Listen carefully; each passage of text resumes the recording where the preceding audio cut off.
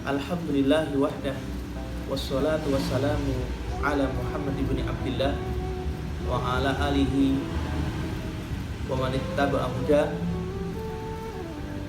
Asyhadu an la ilaha illallah wa asyhadu anna Muhammadan abduhu wa rasuluh. Amma ba'da. Para pemirsa yang kami banggakan, Bapak Ibu jamaah rahimakumullah, kembali kita manjatkan puji dan syukur kehadirat Allah Subhanahu wa taala pada siang hari ini, hari Jumat tanggal 27 Rabiul Awal 1441 Hijriah. Kita kembali dipertemukan dalam majelis ilmu, majelis yang paling mulia di antara yang ada, majelis yang dinaungi oleh para malaikat, didoakan, dimintakan ampun, bahkan oleh ikan yang ada di lautan semuanya memintakan ampun kepada orang-orang yang duduk di majelis ilmu. Bapak dan Ibu pemirsa yang saya hormati, kemudian sholawat dan salam semoga terlimpah junjungan kita Nabiullah Muhammad Sallallahu Alaihi Wasallam kepada keluarganya, dan mudah-mudahan juga dilimpahkan kepada semua anak cucu umatnya, kita semuanya yang berusaha untuk mengikuti jalan hidup beliau sampai hari akhir kelak. Amin ya rabbal alamin. Ma'asyiral muslimin, pemirsa yang dirahmati Allah Subhanahu wa taala. Ini adalah pertemuan kedua pada pembahasan kitab Faslun fi Tazkiyatin Nafsi karangan Syekh Syekhul Islam Abil Abbas Ahmad Ibn Abdul Halim Ibn Taimiyah Al-Harrani. Alhamdulillah, kita semua masih diberikan umur yang panjang, kesehatan, sehat jasmani dan rohani, sehingga kita insya Allah ta'ala akan melanjutkan kajian kitab yang mulia ini. Dan ini merupakan sebuah nikmat yang sangat jarang, sangat besar bagi kita semuanya. Karena Rasulullah SAW pernah bersabda, nikmatani maghbubani, dua nikmat yang sering dilupakan oleh manusia, yang mana nikmat itu biasanya datang secara bersamaan, as-sihhatu wal faragh, nikmat sehat dan nikmat sempat. Alhamdulillah alamin, pada kesempatan siang hari ini kita kembali diberikan kekuatan iman, kekuatan jasmani dan rohani untuk melanjutkan kajian kita pada kitab Faslun fi Tazkiyatin Nafs karangan Ibnu Taimiyah. Para pemirsa yang insya Allah dirahmati Allah Subhanahu wa taala, pada siang hari ini kita akan memulai membaca halaman per halaman faedah yang terdapat dalam kitab ini. Mudah-mudahan Allah Subhanahu wa taala membukakan hati kita, membersihkan hati kita dari buruknya amal-amal dan jiwa kita semuanya, sehingga kita bisa menerima hidayah ilmu ini untuk kemudian kita mampu untuk mengimplementasikannya dalam kehidupan sehari-hari.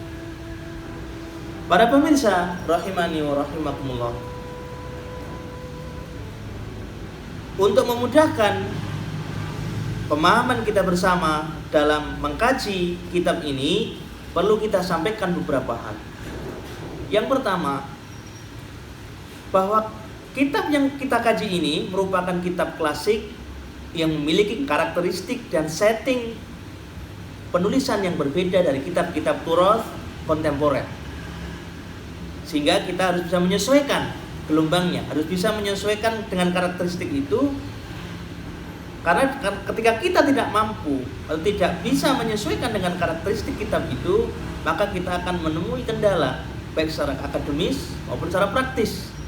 Akan mudah kita menstempel atau menjustis sesuatu padahal kita belum selesai memahami permasalahan secara komprehensif dalam hal ini adalah dalam masalah tazkiyatun nafs, dalam penyucian jiwa, bagaimana kita mencapai jiwa yang sempurna.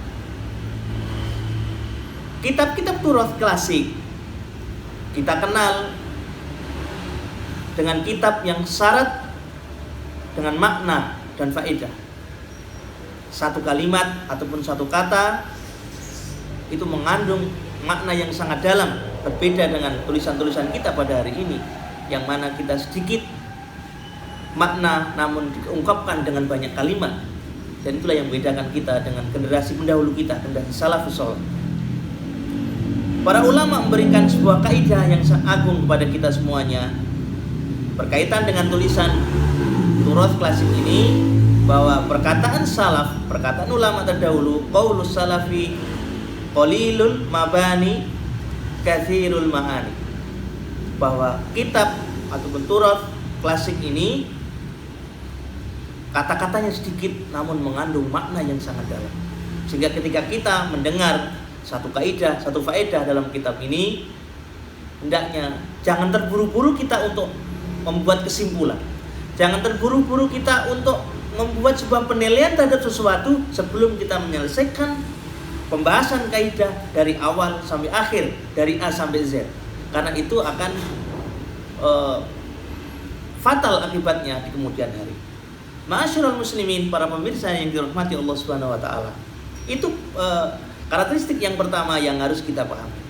Kemudian yang kedua yang perlu kita sampaikan sebagai awalan dalam mempelajari kitab Tazkiyatun Nafs ini, bahwa hendaknya kita bisa mempergunakan pendekatan usul fikih dalam mengkaji kitab ini, atau lebih kita memprioritaskan untuk menggunakan pendekatan usul fikih daripada pendekatan fikih ketika kita mempelajari kaidah maupun faedah yang ada dalam kitab ini.